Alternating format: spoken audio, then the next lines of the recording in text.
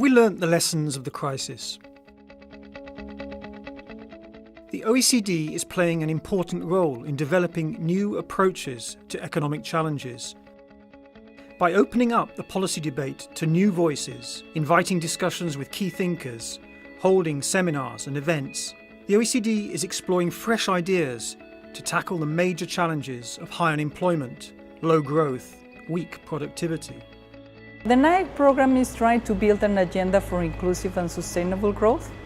And to do that, we really need to gather together all what we have learned from the crisis, to put well-being at the center stage of the policy discussion, to bring back the distributional consequences of the policy choices we made, and to think about, now that we are at the center of the COP21, on the sustainability of the policies that we will be developing.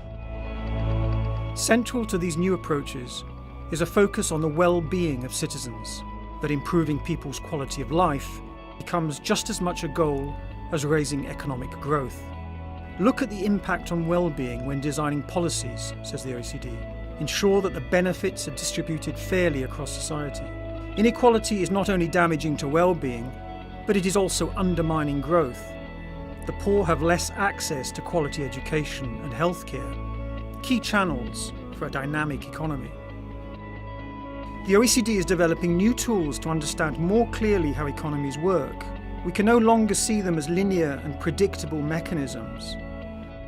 Rather, our economies are complex organic systems, interconnected networks that constantly evolve, adapt, and reorganize themselves.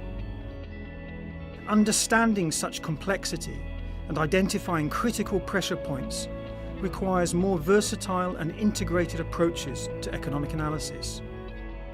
How, for instance, do population trends, different patterns of development, and environmental changes interact?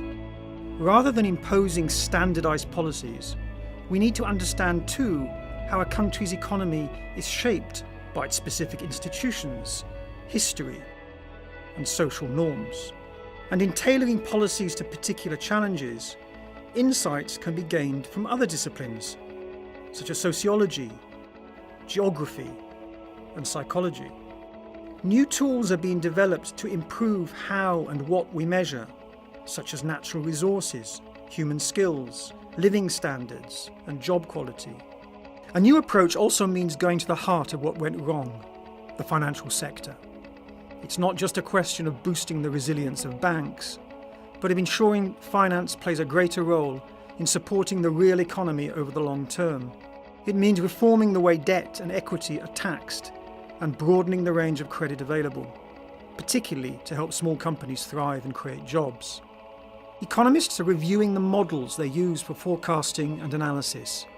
There is now more focus on near-term financial market developments and on how what is happening in one country can impact the economy of others. And because there is so much diversity within our societies, broad aggregates of statistics are being complemented by micro-level data such as information from households and businesses. The complexity and interconnectedness of the global economy requires an equally connected array of government policies. Action to boost growth must take into account the effect on inequality and the environment. Measures to bring financial system stability must be designed so they do not hamper investment. The OECD New Approaches programme is above all an opportunity to open up the debate, to listen to a broad range of voices and find the policies that work.